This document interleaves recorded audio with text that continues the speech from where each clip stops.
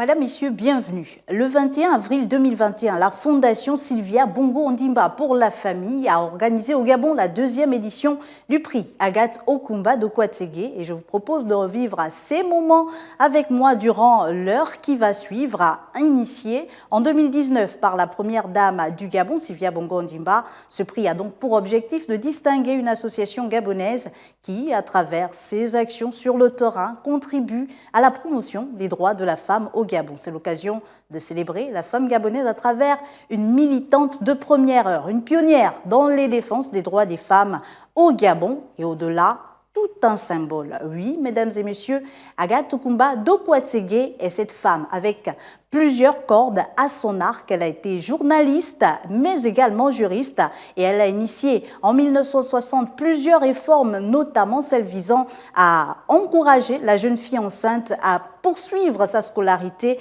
et surtout à favoriser la scolarité des filles vivant en milieu rural. Pour saluer sa mémoire et lui rendre hommage, je vous propose son portrait. Regardez.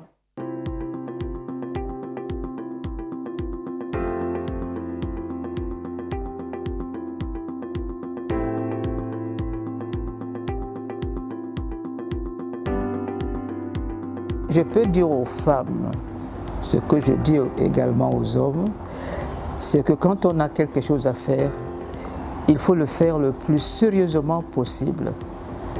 Il ne faut pas survoler les choses. Je souhaite vraiment que les femmes entrent dans ce débat-là. Parce que après tout, c'est les femmes qui sont les créatrices du monde, après tout. Et si nous ne faisons pas ce travail, nous allons être vraiment déçus de notre vie de société. Il faut que chaque femme, chaque personne, sache qu'il vit dans une société où il doit apporter quelque chose, ou effacer quelques fautes. Mais il faut agir. On n'est pas là pour attendre d'avoir l'argent, pour avoir les belles robes, le ceci, pour aller, etc. Non. Chacun doit faire quelque chose. Chacun doit, et chacune doit faire quelque chose. C'est ainsi que le pays va progresser et que le climat va changer.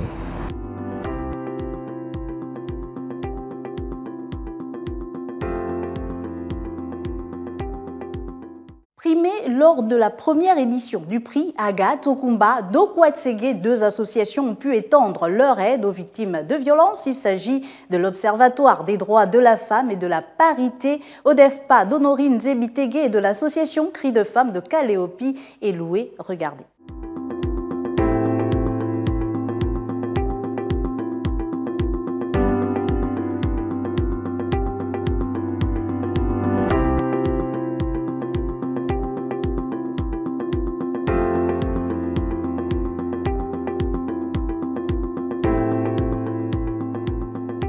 L'impact que le prix a eu est très important parce que nous avions déjà du matériel un peu obsolète. Le prix nous a permis de rénover tout notre matériel de travail. Notre objectif principal, c'est diffuser la connaissance, dénoncer les discriminations et défendre les droits de la personne.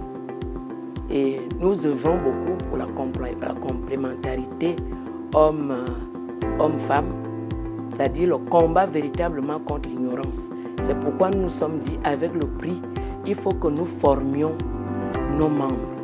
Nous avons constaté qu'il y a beaucoup de membres, lorsqu'on leur parle de l'informatique, c'est comme si on allait dans la lune.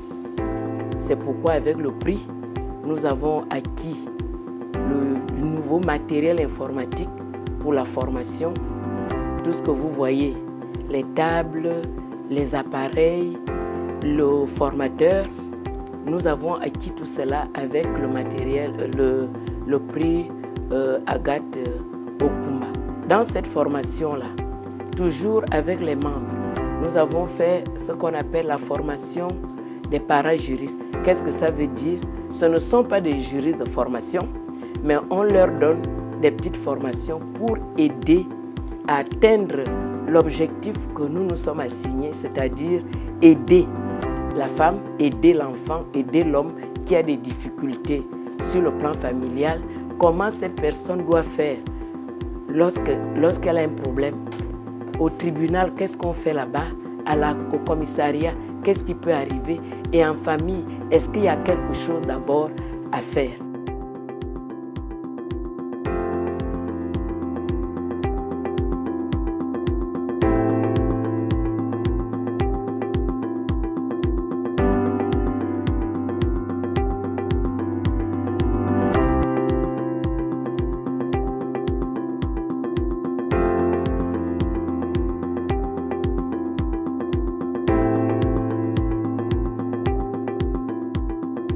L'association Cris de Femmes a été créée en 2006. Donc nous avons déjà mené plusieurs activités. On peut citer entre autres l'accompagnement des enfants non déclarés et accompagnement des femmes, surtout pour leur autonomisation économique. Et surtout lorsqu'on parle de l'autonomisation, on voit seulement l'aspect économique, mais il faut aussi savoir que l'autonomisation a 3 grands points, donc à savoir la production économique, le développement humain donc à travers des formations et les lois, la connaissance des droits fondamentaux, la défense des droits, faire connaître les droits de la femme aux femmes. Et c'est ça en fait notre cheval de bataille. Ce prix nous a aidé à élargir notre centre d'accueil de lutte contre les violences faites aux femmes, où nous nous retrouvons là. C'est-à-dire ce centre qui a été créé en 2014, mais grâce à ce prix, nous avons pu aménager pour que les femmes victimes de violences puissent être hébergées, être accompagnées. Et je crois que vous-même, vous voyez déjà sur place qu'il y a des femmes qui sont là, elles vivent là et nous les accompagnons dignement. Et c'est une grâce. Et nous remercions la Première Dame pour cet acte et nous espérons que cela puisse être pérennisé. Au cœur de cette 2e édition du prix Agathe Okumba d'Okwatsege, l'autonomisation économique des femmes gabonaises, le choix de ce thème n'est pas fortuit. Il renvoie à la volonté d'éliminer les inégalités basées sur le genre et l'intégration des femmes dans l'économie nationale. Ce sont d'ailleurs des piliers fondamentaux de la décennie de la femme gabonaise décrétée par le président de la République Ali Bongo Ondimba en 2015 et de la stratégie de promotion des droits des femmes et de réduction des inégalités femmes-hommes qui a été publiée l'année dernière en 2020. Lors de cette 2e édition, la ministre des Affaires sociales et des droits de la femme au Gabon s'est fait l'écho de cet engagement des plus hautes autorités de l'État. Je vous propose de l'écouter.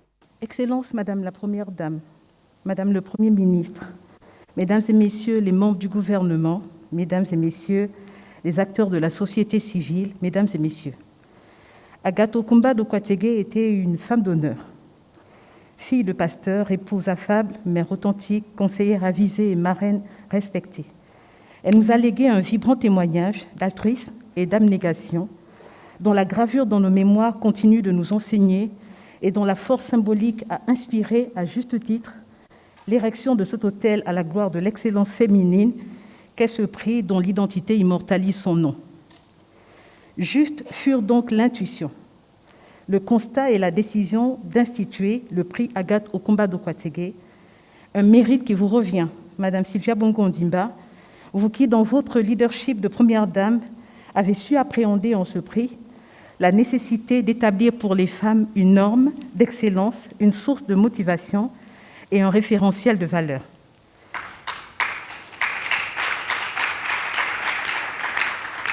Et que dire du contexte de la célébration de ce jour ?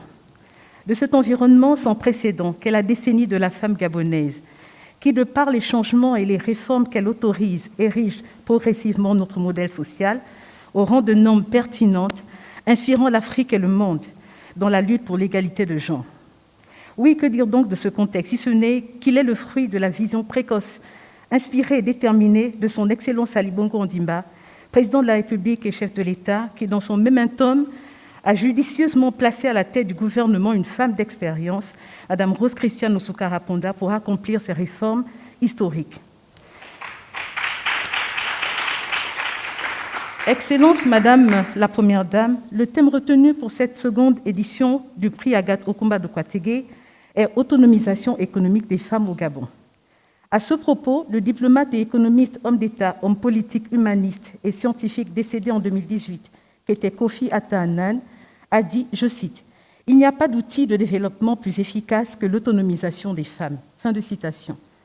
Dans le 13e chapitre de l'Épître aux Romains, consacré à dessein au respect des autorités et sourçant toute autorité comme d'origine divine, la Bible nous révèle l'écriture suivante. « Ne devez rien à personne, si ce n'est de vous aimer les uns les autres. » Le corpus scripturaire chrétien entérine donc de manière radicale et impérative l'obligation pour tous les êtres humains, sans distinction aucune, d'être autonomes en ne devant rien à personne, si ce n'est la seule dette que Dieu impose à tous, à savoir celle d'aimer son semblable.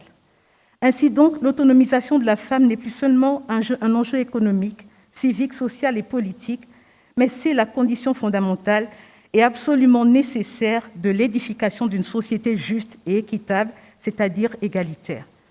Notre pays s'est résolument engagé dans cette voie en adoptant le standard des normes de l'agenda 2063 de l'Union africaine, ainsi que celui des objectifs de développement durable consignés dans l'agenda 2030 de l'Organisation des Nations Unies.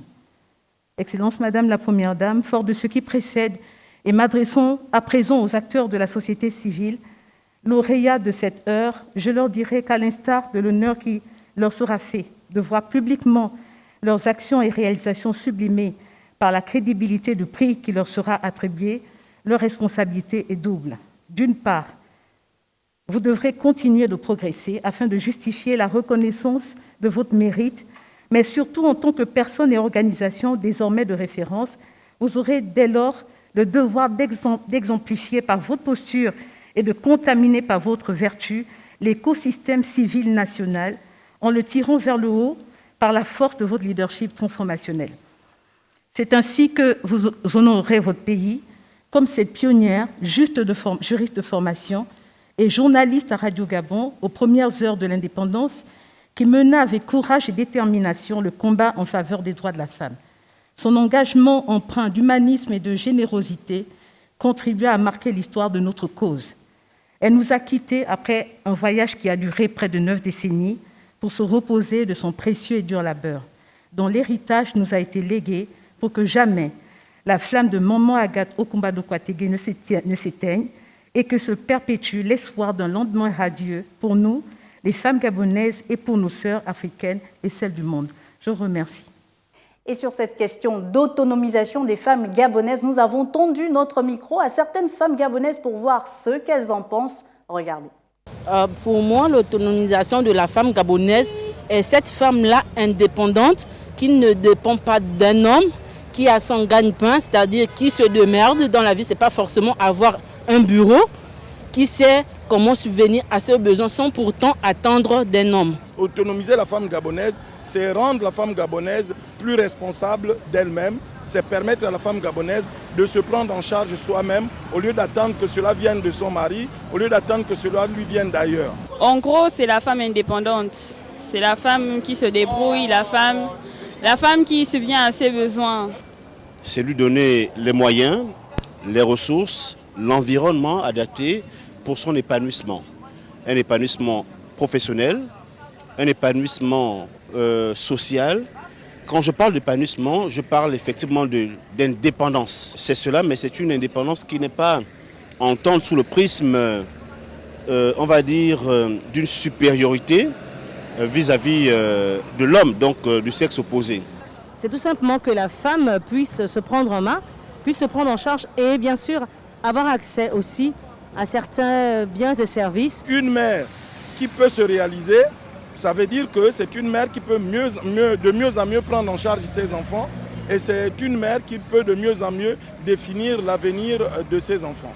Ce thème est particulièrement important car bien que le taux de participation économique des femmes africaines soit élevé, elles demeurent vulnérables et sont confrontées à de nombreuses difficultés telles que le harcèlement en milieu professionnel, la difficulté d'accès aux sources de financement ou encore le maintien dans l'informel. Et nous sommes d'ailleurs en ligne avec Madame Simone Mensa, vice-présidente exécutive de la Fondation Sylvia Bongo Ondimba pour la famille. Madame Mensa, bonjour.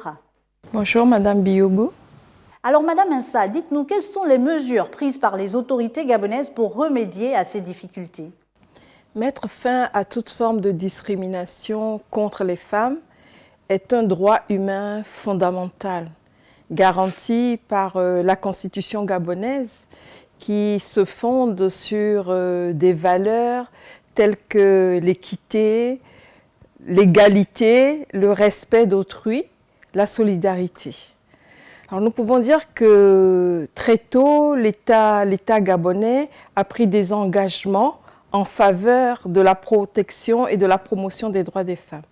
Sur le plan international, en ratifiant différents traités, mais également sur le plan national par des mesures et des actions concrètes.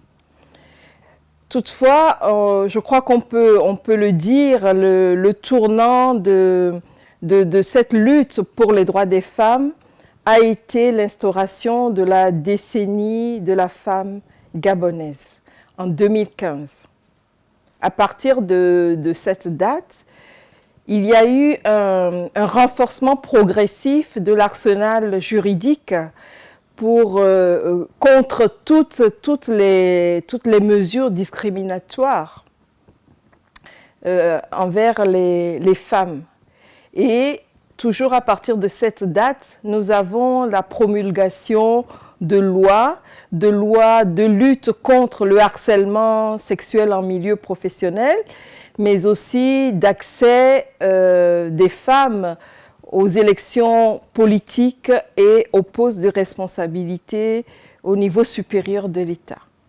Sur le plan socio-économique, des actions ont été menées, les activités des femmes ont été promues, des formations ont été organisées pour renforcer leurs capacités et même des mécanismes de financement de micro-projets portés par les associations ont été mis en place pour permettre à ces femmes donc, de gagner en autonomie. Mais il faut le reconnaître, les difficultés rencontrées par les femmes sont toujours d'actualité parce que la lutte pour l'égalité femmes-hommes est un combat de longue haleine et dans le cadre de ce combat, il est important que toutes les synergies fédèrent et que la société civile aussi joue son rôle. Madame Insa, vous avez mentionné la société civile dont la Fondation Sylvia Bongo Ondimba pour la famille fait elle-même partie. Selon vous, de quelle manière la société civile gabonaise contribue-t-elle à améliorer les droits des femmes? Je pense que la société civile a un rôle prépondérant à jouer dans la promotion des droits des femmes. Parfois, elle est le sonneur d'alarme. Elle met le doigt sur les dysfonctionnements au sein de la société et interpelle les pouvoirs publics. D'autres fois, elle donne corps aux décisions étatiques sur le terrain. Des lois peuvent être votées, mais bien souvent, ce sont les acteurs de la société civile, ce sont des leaders d'opinion, des ONG, des religieux qui divulguent ces lois-là et sensibilisent sur le terrain. Alors la Fondation Sylvia Bongo Ondimba pour la famille joue pleinement ce double rôle.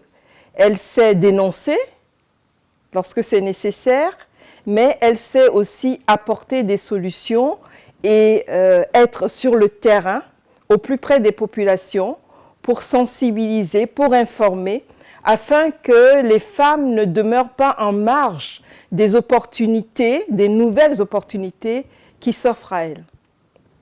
Ce fut le cas, par exemple, dans la protection des droits du conjoint survivant ou encore dans la lutte contre les cancers féminins ou tout récemment lors de la conception de la stratégie nationale donc, de promotion des droits des femmes.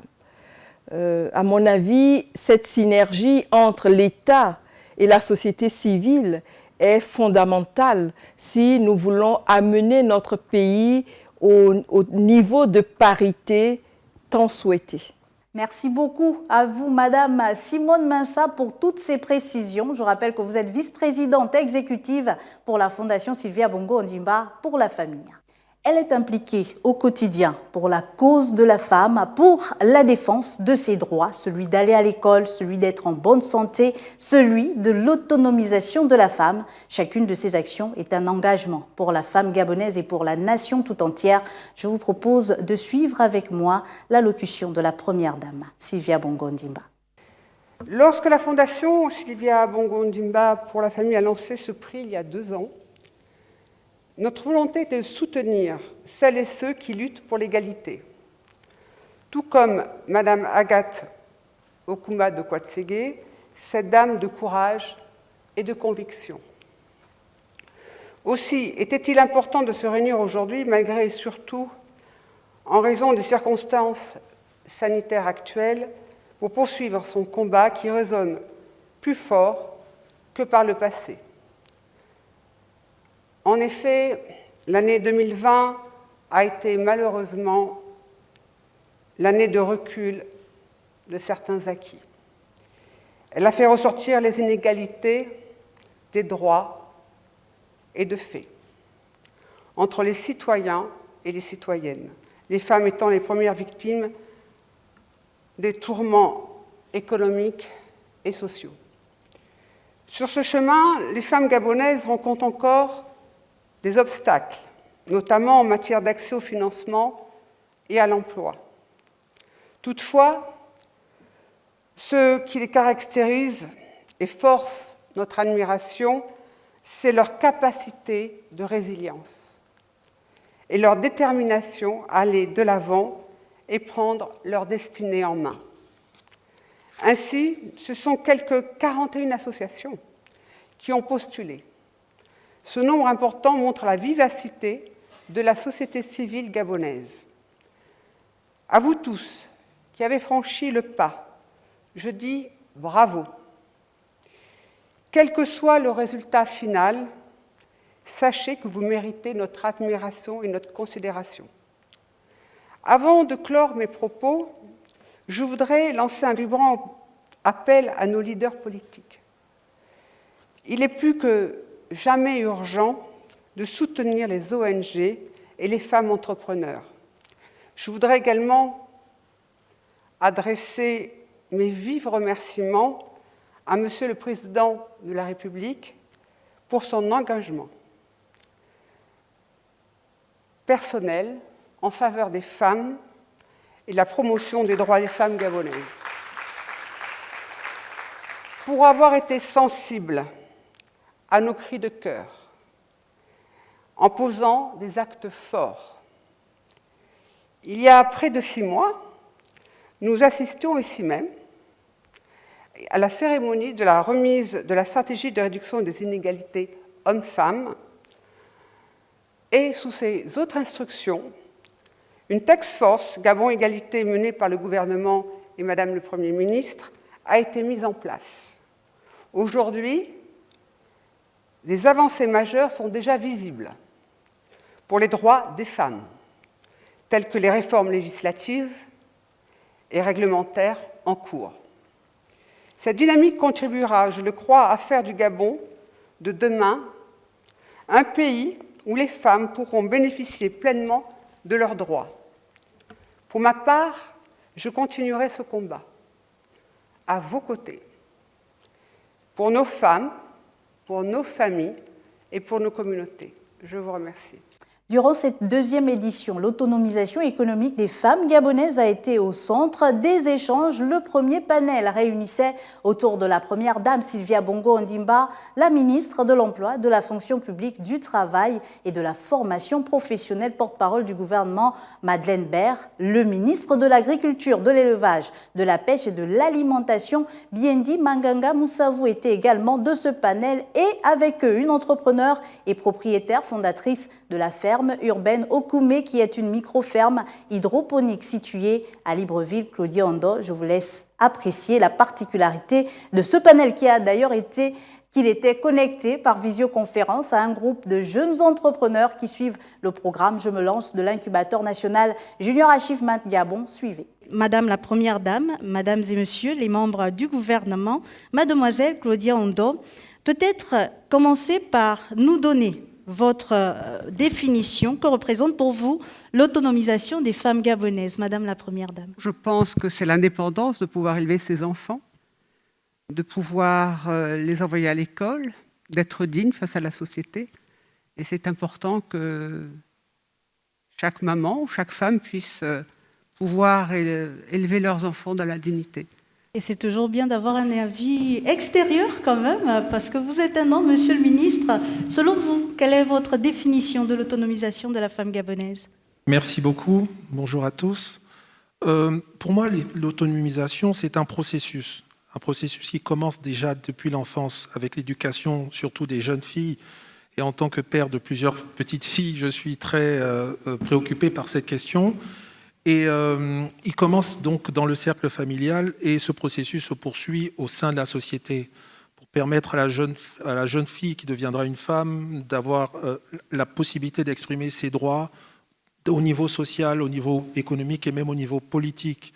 C'est donc une double interaction qui intervient entre la famille et la société pour pouvoir faire en sorte que les femmes puissent pleinement jouer leur rôle. Je prendrai juste un exemple. Dans le secteur agricole, dont j'ai l'immense honneur de m'occuper au sein du gouvernement, près de 60% des acteurs, ce sont des femmes. Et ce que le système des Nations Unies a constaté, c'est que lorsque les femmes ont des revenus, elles le consacrent beaucoup plus facilement, intégralement à leur famille que lorsque ce sont des hommes. Donc ici, l'enjeu économique et même pour la cellule familiale est important de voir des femmes qui soient autonomisées. C'est ça pour moi l'autonomisation. Et je voudrais conclure sur la question des droits.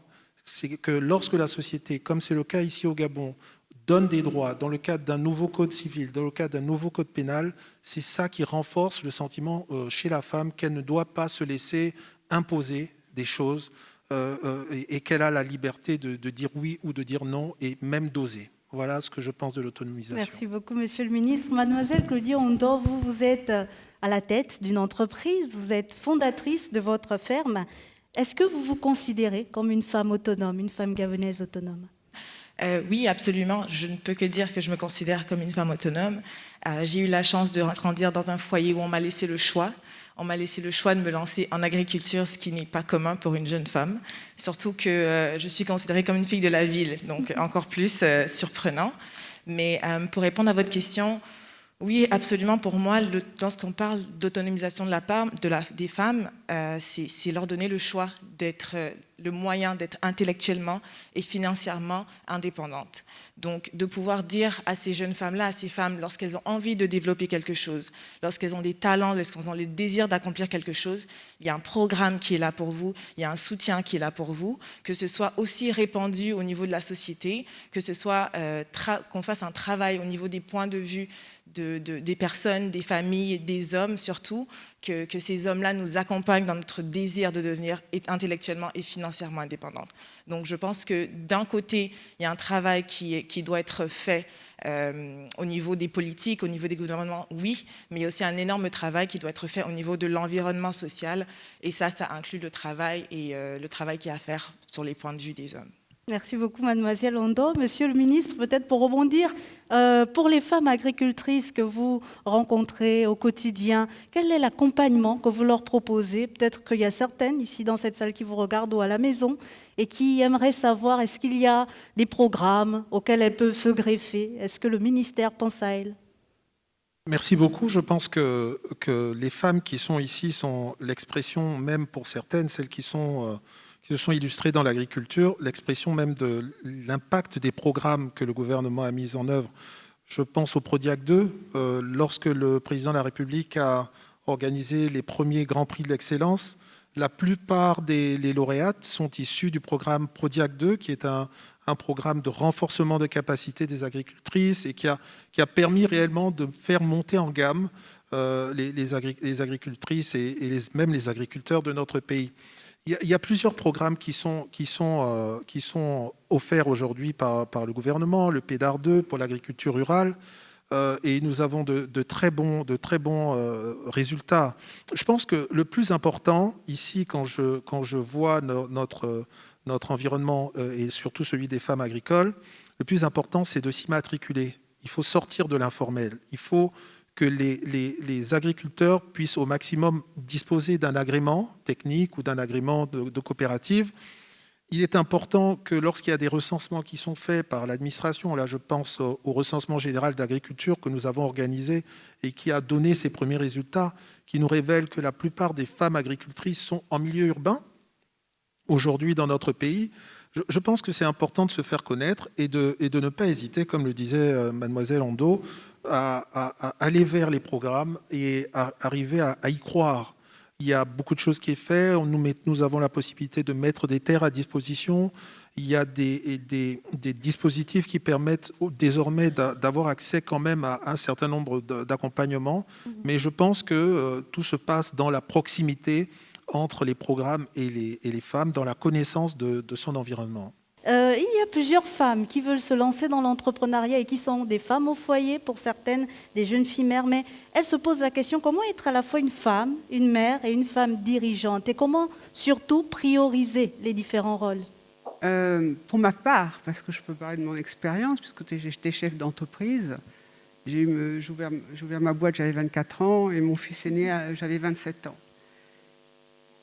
Ma priorité, ça a toujours été mes enfants.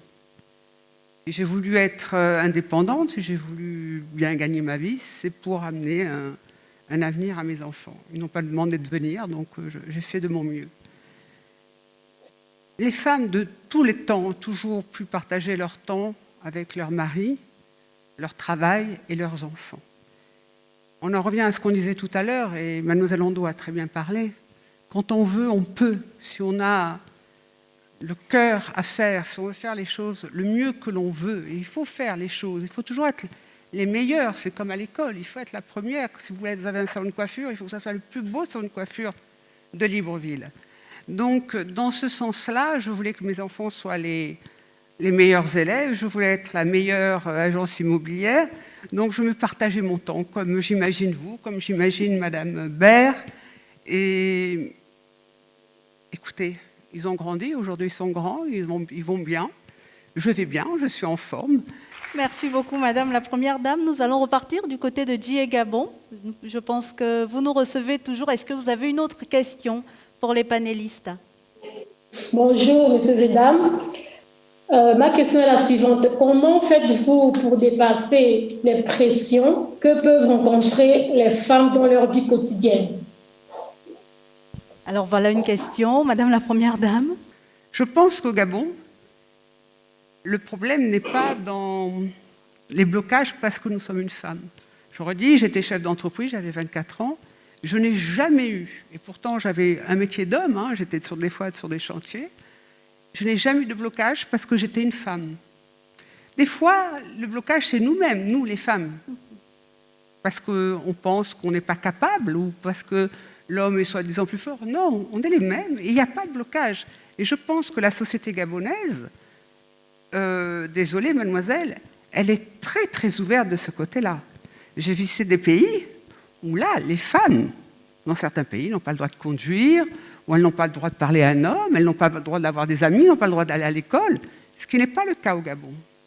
Alors, mademoiselle Claudie Ondo, vous avez envie de partager également votre expérience? Peut-être que les blocages ou les difficultés, ce sont plus des pressions, des obstacles un peu plus mentaux, on va dire. Et à ce niveau-là, moi, j'aimerais juste te dire que la première chose, c'est de partir du fait que tout le monde a des peurs, tout le monde a des pressions, mais de ne pas se laisser stopper par ça. Il va arriver dans ton processus, dans le chemin que tu vas prendre pour grandir ton entreprise, de rencontrer des difficultés. Ne t'arrête pas à ces difficultés-là. Je te donne un exemple. Il y a quelques temps, la première fois que j'ai fait venir du matériel pour la ferme dont je suis la propriétaire, il fallait que je fasse venir des semences, etc. J'arrive aux douanes, je ne peux pas les récupérer. Le montant qu'on me donne m'a donné le tournis. Je n'avais absolument pas cet argent. Et à ce moment-là, je me suis dit, mais là, si je n'ai pas mes semences, je ne peux rien faire, c'est terminé, je laisse tomber.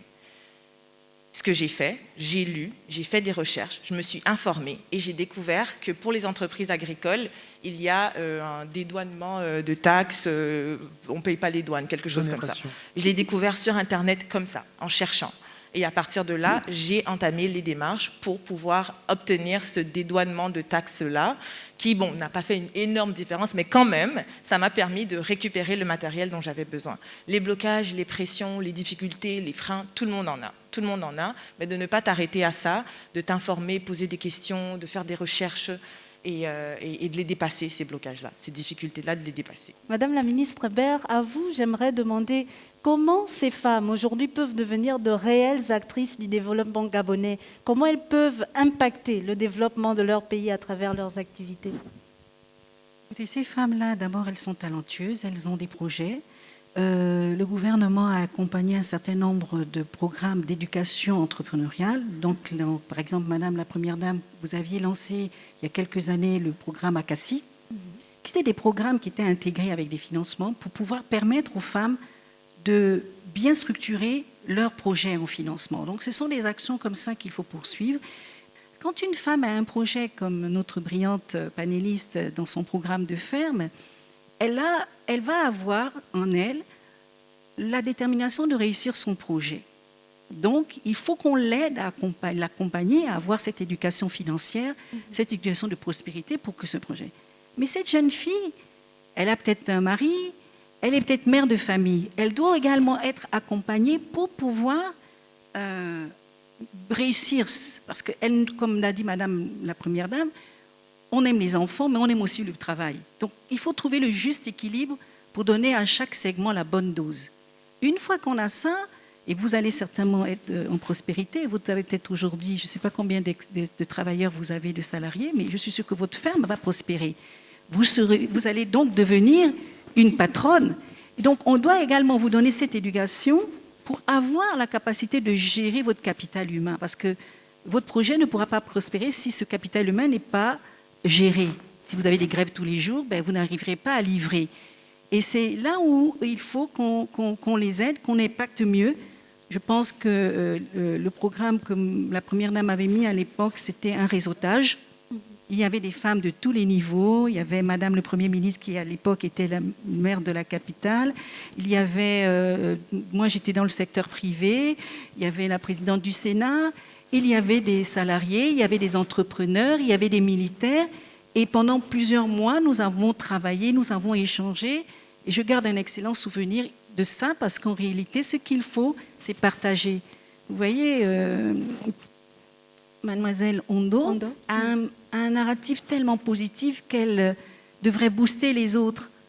Et donc, il faut créer ces réseaux qui doivent nous permettre d'être plus fortes. Un réseau de partage. Moi, je vous donne mon cas. Il m'arrive des fois d'avoir envie de me confier. Parce que je me dis, mais qui peut comprendre mon problème de leadership, mon problème de sensibilité par rapport à certaines rudesses du milieu professionnel dans lequel nous évoluons. Lorsque vous êtes une femme, il faut avoir cette carapace, il faut apprendre à ne pas souffrir. Merci beaucoup, Madame la ministre de la fonction publique. Madame la Première Dame, peut-être pour terminer avec vous, quels sont les petits et peut-être les grands gestes, en plus du réseautage dont faisait mention Madame la ministre, qui peuvent permettre d'encourager et de soutenir ces femmes à l'entrepreneuriat chaque jour au quotidien? Je pense que mademoiselle a dit beaucoup de choses de sa propre expérience. C'est d'être organisée, de vouloir faire ce qu'on a envie avec le cœur. Alors on aura toujours des échecs dans la vie. Et la vie fait d'échecs et puis on rebondit et grâce aux échecs, on apprend. Moi, je dirais que oui, il faut développer le microcrédit, microcrédit business, aider les entrepreneurs, qu'ils soient hommes ou femmes d'ailleurs, à pouvoir monter leur structure, à être organisés pour pouvoir aller voir des banques qui pourront leur faire des microcrédits, enfin des crédits, moi j'appelle ça du microcrédit business, que ça manque au Gabon. Et c'est vrai qu'on devrait accompagner les banques, parce que des fois les taux de crédit sont énormes. Ouais. C'est vrai qu'il y a une réflexion à faire. Alors je ne suis pas du tout économiste, ce n'est pas mon métier, mais si on veut que l'entrepreneuriat, parce qu'aujourd'hui il faut arrêter de dire qu'on va aller dans la fonction publique. La fonction publique n'a plus les moyens. le pétrole, on en aura moins. Et puis là, on a vu, le pétrole chute et l'économie tombe. Donc, qu'est-ce qui fera le pays? Plus on ira vers le privé, plus on sera fort. Et je pense qu'aujourd'hui, on devrait avoir une politique pour amener les gens au privé. Moi, je viens du privé, totalement. Allez, oui, c'est bien, on va dans la fonction publique, on est rassuré d'avoir un job jusqu'à la fin de sa vie, mais ce n'est pas ce qui va développer un pays. Moi, ça passe par le privé.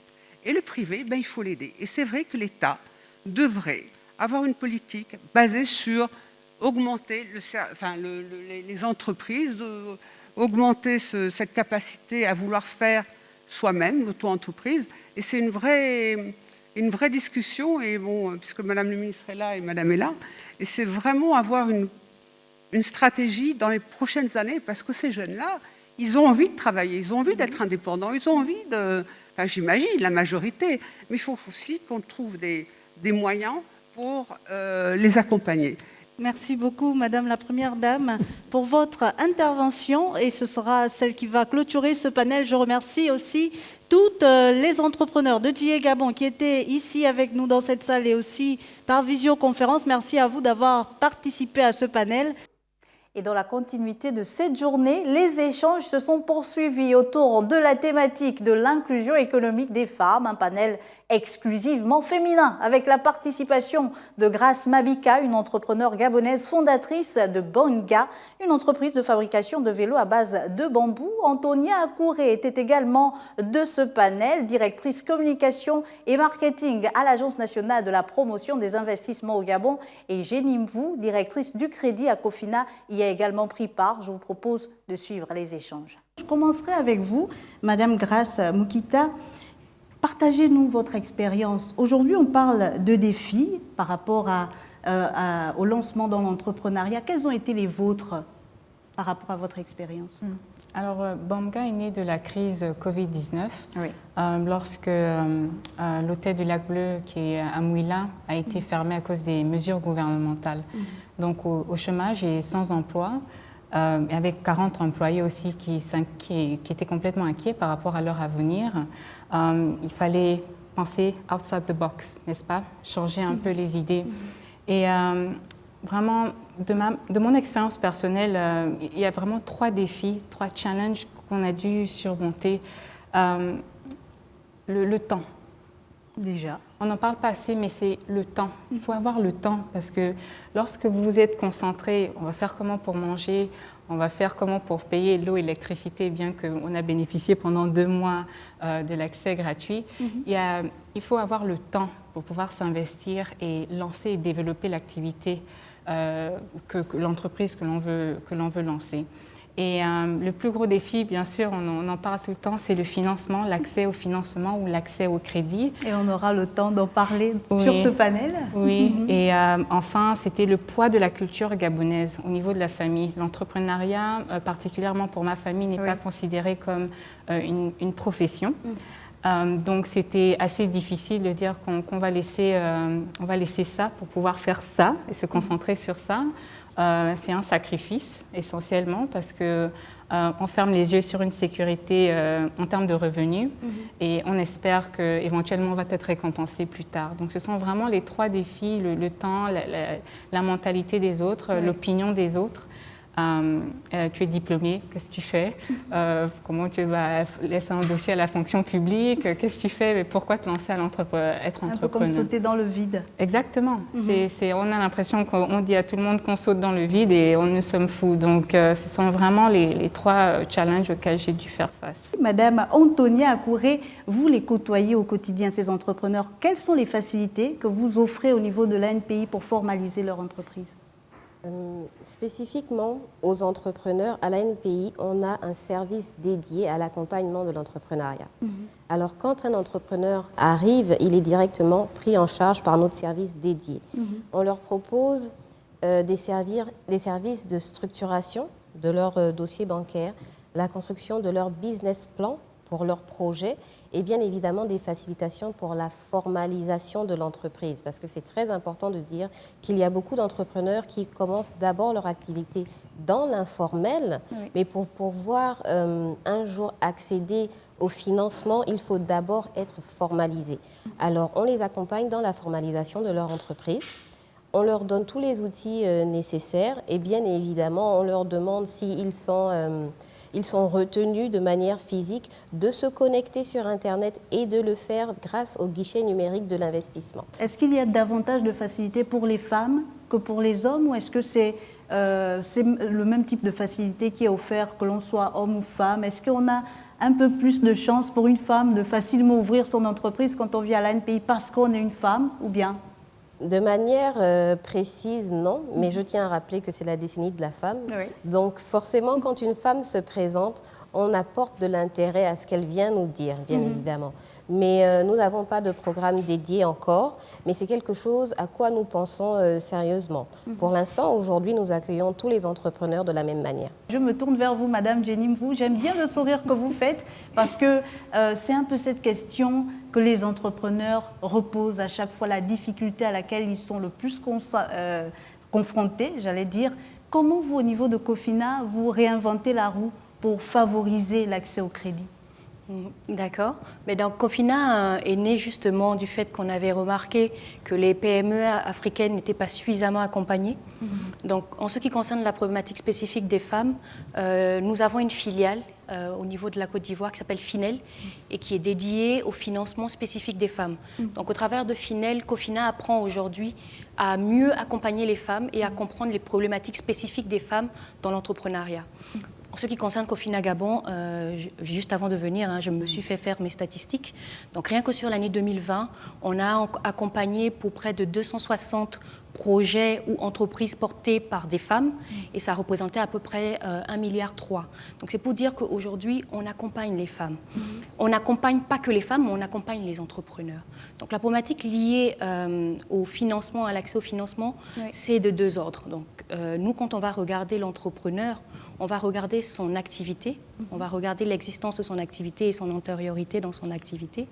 On va pouvoir évaluer sa capacité à nous rembourser, parce qu'à la fin de la journée, nous sommes une entreprise et nous avons besoin de nous assurer qu'effectivement l'argent que nous allons donner va nous revenir, en plus de nos produits d'intérêt qui sont aujourd'hui notre gain. Et après, on va également regarder probablement s'il n'y a pas suffisamment d'antériorité au vu de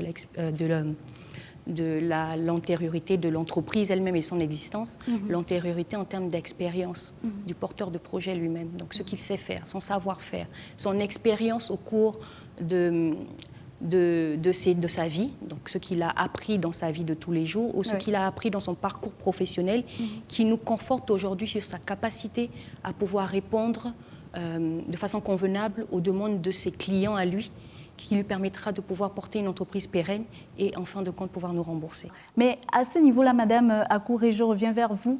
Il y a aussi, du côté des entrepreneurs, c'est vrai qu'ils se plaignent beaucoup des banques, mais il y a beaucoup d'entrepreneurs aussi qui ne savent pas présenter un projet au niveau des banques. Et au niveau de l'ANPI, est-ce que vous les accompagnez dans ce sens? Exactement, nous les accompagnons. Effectivement, il y a beaucoup d'entrepreneurs qui ont une bonne idée, mais ils ne savent pas comment la présenter et ils ne savent pas comment mettre en avant les indicateurs qui attirent l'attention des institutions bancaires. Alors nous, en interne à l'ANPI, on accompagne ces entrepreneurs-là et on structure leurs dossiers de façon à mettre en avant tous ces indicateurs clés qui vont prouver en fait aux institutions bancaires que c'est un projet dans lequel on peut investir. Est-ce que finalement l'ANPI a vocation à devenir un accélérateur pour ces entrepreneurs? Ça fait partie de nos objectifs. Alors, vous avez une histoire particulière parce que, de ce que je sais, vous ne vous êtes pas tourné vers les banques, mais vous avez plutôt voulu aller vers des financements alternatifs, comme on dit. Vous avez pris part à une compétition dont vous êtes finaliste. Peut-être nous raconter votre expérience parce qu'aujourd'hui aussi, c'est autant de pistes qui pourraient aider les entrepreneurs féminines. Oui, exactement. Alors, maintenant, aujourd'hui, je comprends. Donc, le dialogue, à côté de l'éducation, aide énormément. Moi, je prendrai le temps de repartir à Cofina. Il y a beaucoup d'informations, rien que ces quelques minutes que j'ai pu recevoir. Mais au début, c'est la peur et le manque d'information, le manque d'éducation. Quand on n'est pas informé, on a peur. Et donc, directement, moi, je suis partie directement, j'ai appliqué à une compétition internationale qui ne me demandait, qui demandait rien en retour. Il n'y a pas de frais, c'est gratuit. Quelle est ton idée, quel est ton projet? C'est à la phase d'idée, c'est à la phase de prototype, c'est en expansion, tu as déjà des marchés. Et puis, on a eu l'opportunité de pitch pendant 1 minute, ça s'est très bien passé. Nous avons été sélectionnés pour les finales. Nous avons aussi amené le drapeau gabonais à la tête des finalistes. Et pour la petite ville de Mouila, c'est énorme, avec des vélos en bambou. Et puis surtout, nous avons été positionnés quand même, le grand prix du Hot Prize, c'est quand même $1 million. Et donc, $1 million, c'est beaucoup d'argent. Donc, la question, c'était maintenant, si... Rien qu'en phase d'idée, est-ce que je peux demander à Cofina, bon, j'ai une idée qui vaut $1 million, regardez tout ce que j'ai pu accomplir, la structure de mon entreprise. Vous n'avez pas vu nos vélos, certains les ont vus, mais voilà, nous avons une offre aux États-Unis pour $1 million. Est-ce qu'on peut avoir la même offre au niveau national? Donc c'est les grands défis, et puis c'est savoir qu'il n'y a pas juste les banques, les institutions financières, il y a des incubateurs, des accélérateurs, de ce genre de programmes qui sont là pour nous former, nous aider, pour avoir accès au financement.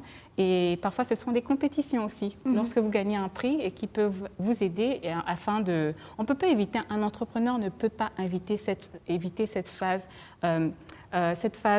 d'expansion pour pouvoir avoir ce capital-là. Éventuellement, lorsque tu évolues, éventuellement, tu as besoin de te rapprocher de ces banques-là. Il y a plusieurs phases. De la phase d'idée pour démontrer la validation du projet ou du concept de votre entreprise, la phase de start-up, et ensuite, on a la phase de growth, n'est-ce pas? On grandit. Et là, quand tu as besoin de 101 milliards, ce n'est pas auprès des accélérateurs, c'est auprès des banques, de ces institutions financières. Et je pense qu'il y a une très bonne corrélation entre la structure de l'ANPI, l'expérience en tant qu'entrepreneur et les institutions financières, parce qu'au final, on a besoin de s'accrocher, on a besoin de travailler ensemble pour pouvoir développer et créer cet impact et pleinement participer au développement de l'économie et particulièrement au Gabon. Lorsque la candidature a été lancée pour cette deuxième édition du prix Agathe Okumba d'Okwatsege, il y a eu tout un processus de sélection. Plus de 40 associations et ONG ont postulé. Il y a eu alors des visites de terrain et un jury s'est réuni pour délibérer et ne retenir que 11 candidatures qui sont finalement arrivées en finale. Je vous propose de regarder. Vous avez été nombreux à répondre à l'appel à candidature lancé par la Fondation Sylvia Bongo Ondimba pour la famille pour la seconde édition du prix Agathe Okumba d'Okwatsege.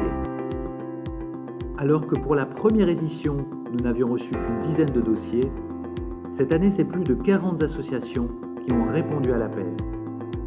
Nous remercions et félicitons toutes ces associations pour leur travail remarquable dans leur communauté.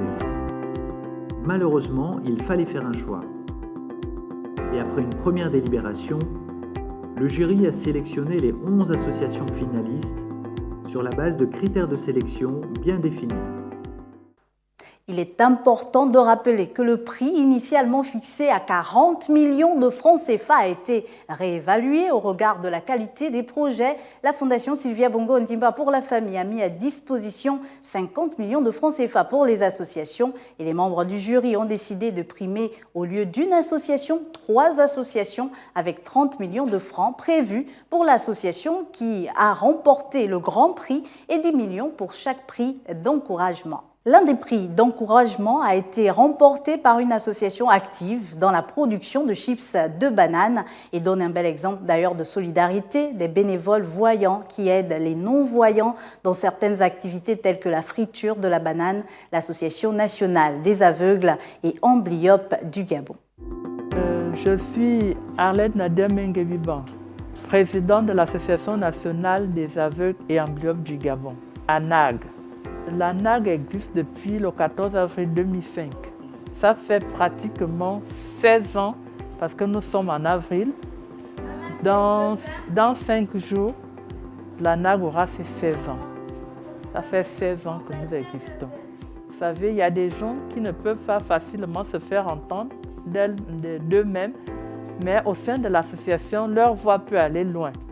On a créé cette structure pour que cette association soit comme un endroit où les gens peuvent s'exprimer librement, comme des plateformes qui se créent. Ça, c'est notre plateforme où nous pouvons venir débattre de nos problèmes et se faire entendre jusqu'aux plus hautes autorités. L'autre prix d'encouragement depuis plus de 30 ans, ce sont les sœurs salésiennes qui sont engagées auprès des femmes et des filles dans le domaine de l'éducation, persuadées que l'éducation est le meilleur moyen pour sortir de la pauvreté.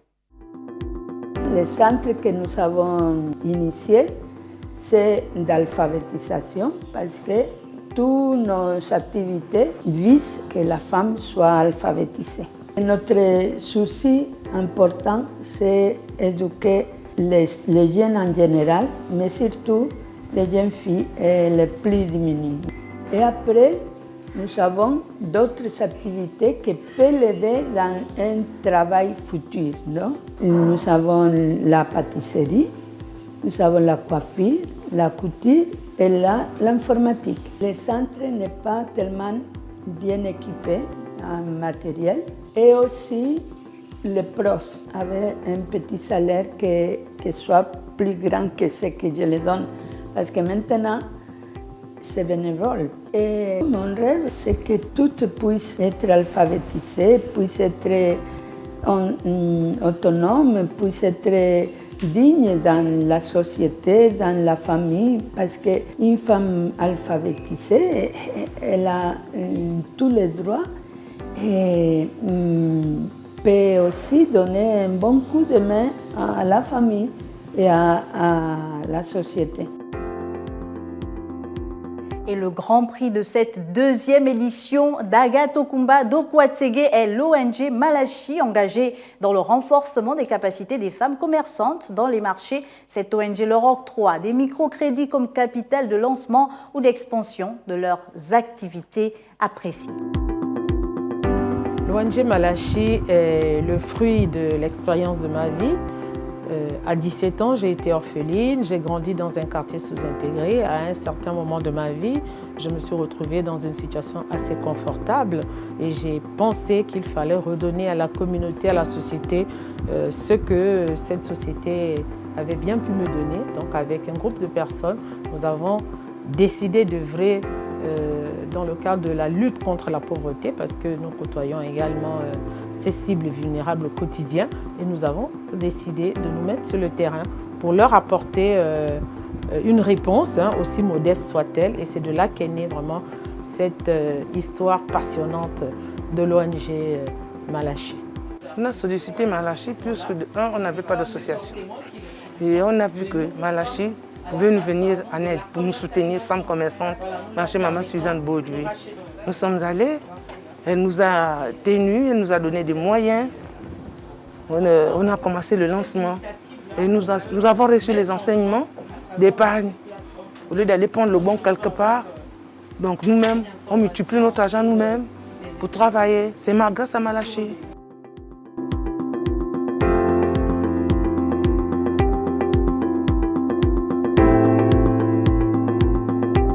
Et c'est ici que se referme ce programme. Elle a eu une vie bien remplie puisque dévouée à la cause de la femme, ses actions retentissent encore aujourd'hui et grâce au combat d'Agathe Okumba d'Okwatsege et de bien d'autres femmes gabonaises, le Gabon est fier aujourd'hui de compter des femmes à des postes de responsabilité très élevés, des femmes qui ont décidé de sortir de leur zone de confort pour entreprendre. Pour chaque femme, continuez de croire en vous et devenez à votre tour des Agathes Okumba d'Okwatsege pour que cette flamme allumée ne s'éteigne jamais. Merci à tous. Au revoir.